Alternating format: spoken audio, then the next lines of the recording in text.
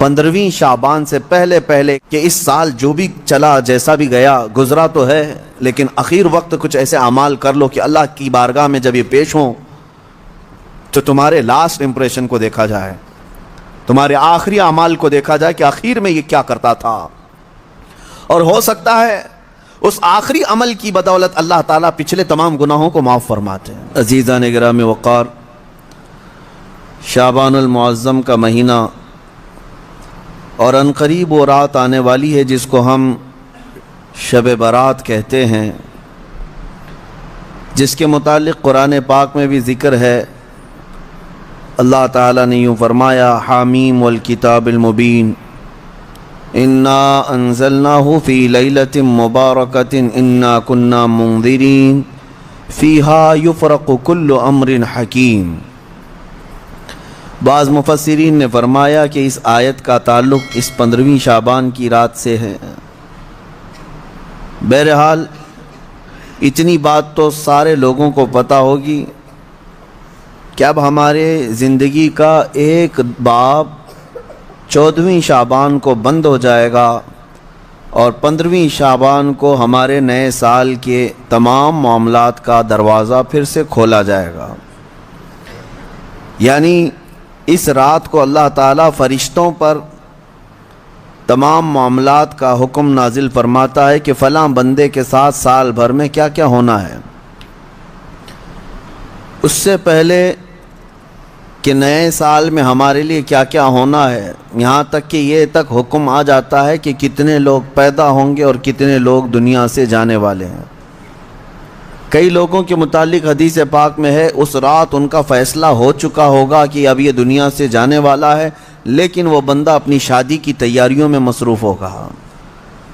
کسی کے موت کا پروانہ جاری ہو چکا ہے لیکن وہ اپنے گھر بنانے میں مصروف ہوگا، وہ اپنے کاروبار کے ترقیاتی کاموں میں مصروف ہوگا، اسے اندازہ تک نہیں ہوگا کہ اس کا فرمان نکل چکا ہے.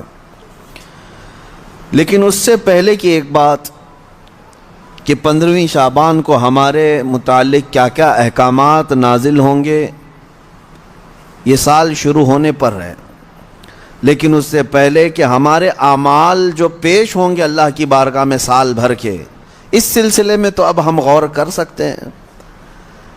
اس لیے کہ یہ بھی فرمایا گیا کہ خاتمے پر سب کچھ دار و مدار ہے اعمال کا.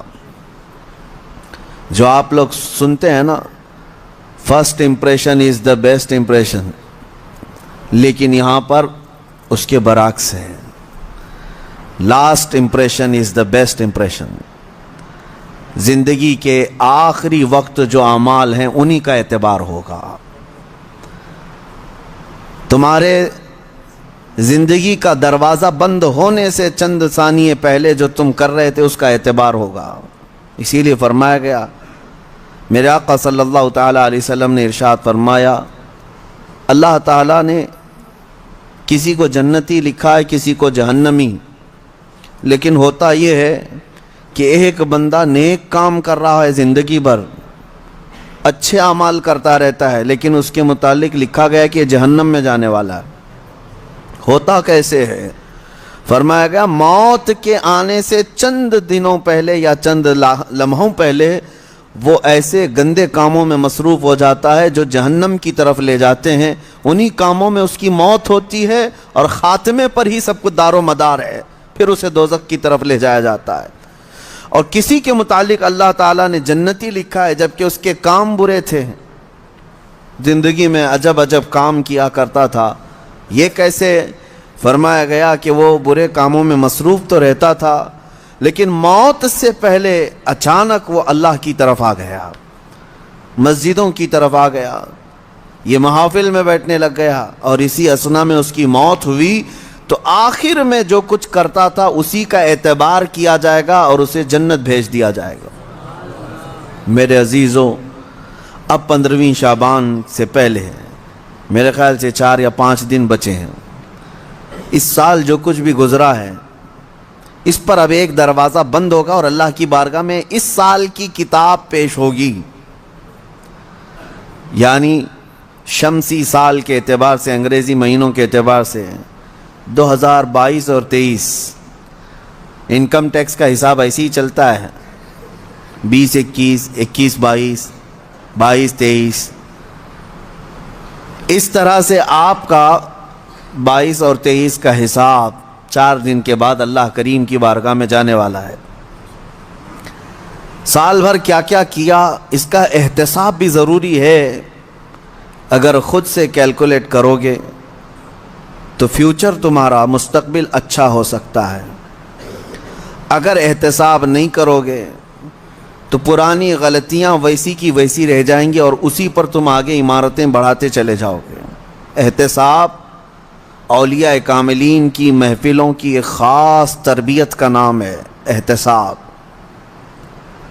یعنی آپ آگے کے اینٹ رکھنے سے پہلے پیچھے ایک بار دیکھ لو کہ مجھ سے خطائیں کہاں کہاں ہوئی ہیں، غلطیاں کن کن باتوں پر ہوئی ہیں، اور اسی کو کہتے ہیں احتساب۔ یہ 4 دن جو آپ کے پاس بچے ہیں اس احتساب کے لیے بہت عمدہ ہیں۔ اور پھر ہو سکے تو جیسے ہمارے بزرگوں کا معمول ہے، ہم 14 شعبان کو بھی 15 شعبان کو بھی روزہ رکھ لیتے ہیں۔ وجہ کیا ہے؟ بعض لوگ خامخواہ ہم سے بحث کر رہے ہیں، اس کی دلیل کہاں ہے، اس کی دلیل کہاں ہے، یہ کہاں سے ثابت ہے، وہ کہاں سے ثابت ہے۔ ان کو شب برات کے روزوں کے متعلق بڑی عجیب سی بات